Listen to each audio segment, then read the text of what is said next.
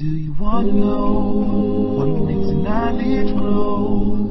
Then everybody watch Dean Show. Bismillah, alhamdulillah, assalamu alaikum, peace be unto you. Today we're going to be giving you the 5 top evidences, proof, rational arguments for the existence of the creator of the heavens and the earth. Now it's a shame that some of us have come to this state where we deny the one who's created us.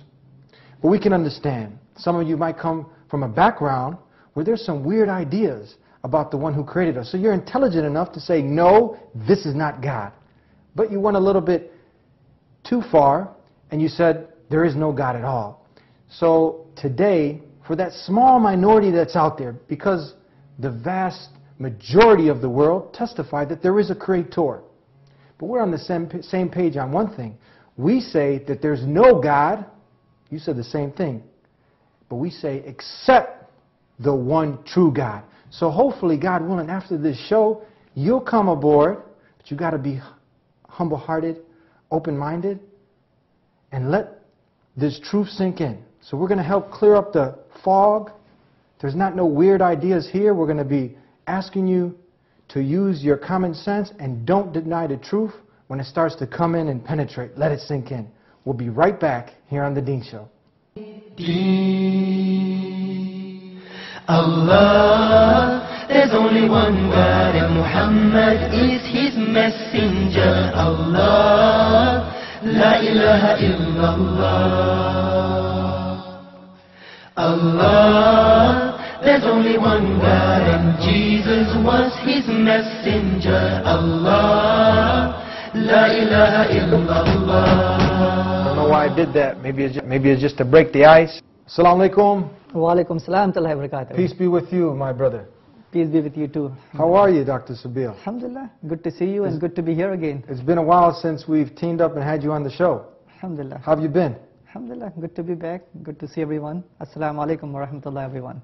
So tell us, you're a doctor, you're a medical doctor, but you're also, the doctor is a doctor of the body, you're also a doctor of the soul.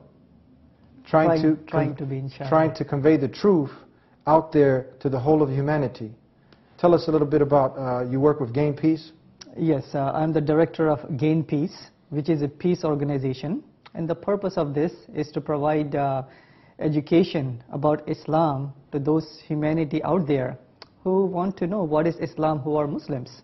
So we provide them a venue where they could get to know what is Islam, who do we worship, what is the purpose of life, and how we could be the best in this life so we could achieve paradise in the hereafter. Now time is short. There's a small minority of people who deny totally the existence of the one who created us. Now it's evident. You look around you, you see the sun, you see the moon, the different planets, and you see the animals and the different colors and shapes and languages.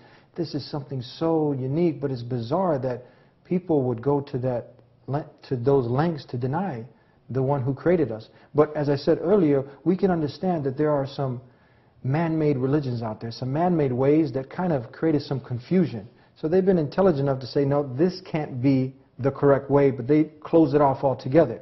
So we want to hope that they, after this show, will see the rationale and logic behind these arguments and Islam. So let's start off. We're going to go in chronological order. We're going to start from number 5. We're going to give the 5 top arguments for the existence of the creator of the heavens and earth. Let's start with number 5. Take it away. All right. So I have 5 top arguments, inshallah, which we are going to present. So number 5 would be argument from biology, inshallah. Biology. Okay. Biology. Okay.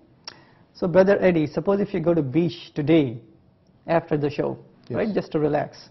Once you go to the beach, you will find some water waves coming up on the shore, and you will see some patterns, some markings on the beach that is created by water waves, could be by wind, could be by rain. When you look at that pattern, you would automatically say, this is created by nature. Because nature creates those kind of patterns. Suppose if you go to the beach tomorrow, and if you find some writings on the beach that says that Andrew was here, suppose, and he was here on the 22nd of April, and he had a good time with his family. When you look at that information, that writing, would you assume that is coming from water, wind, rain? Or would you assume that there is some intelligent person who made those markings? Now, if you're actually seeing those markings embedded, yeah. I mean, this common sense would tell you, you know, that couldn't just happen by chance. Yeah, it cannot be by chance because there is information. Yeah. So information could only be created by intelligence. So nature, it creates patterns, and intelligence creates information. Now, here comes the very big point. Within each single cell of our body, and there are 50 trillion cells. 50 trillion cells. Yeah, 50 trillion cells in the body of each single human being. Within each single cell, there is a nucleus in which there are genes that are instructions of how a cell should function, how the body should function, all the organs, how they should function. So they are like the blueprint, the instruction manual within each cell in the nucleus. So if you take these instructions and write them in the form of a book, for example, you will have to fill up 900 books, 500 pages thick, each book. Wow.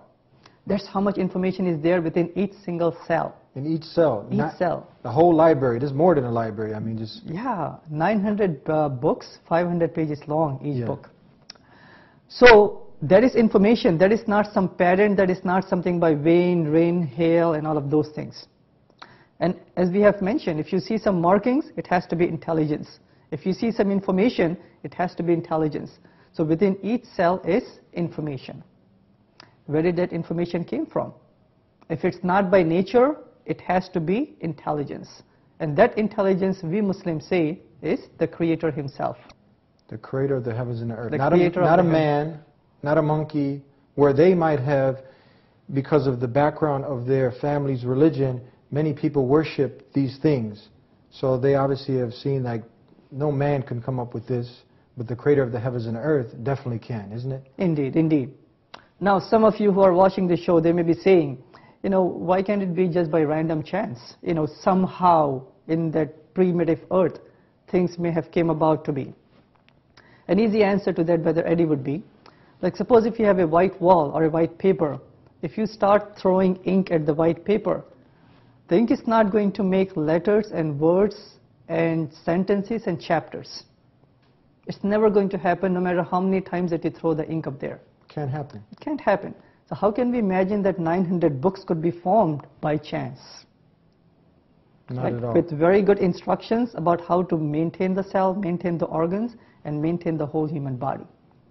Not possible at all. We can just look around us and see many of the things, as you've mentioned, and anyone who's sincere can look at and create examples of his own from what man has put together in this. I sometimes, you know, I'm driving down the highway or the streets and I see the light posts. You know the light posts? Sure. And you see the power lines and they're going into all the different houses. Mm-hmm. And I said, this would be absurd if someone said, you know, this just happened by chance. You know how many power lines, they're going in to the right, to the left, Comcast and Dish Net, you know, they're hitting all these different houses, the wires.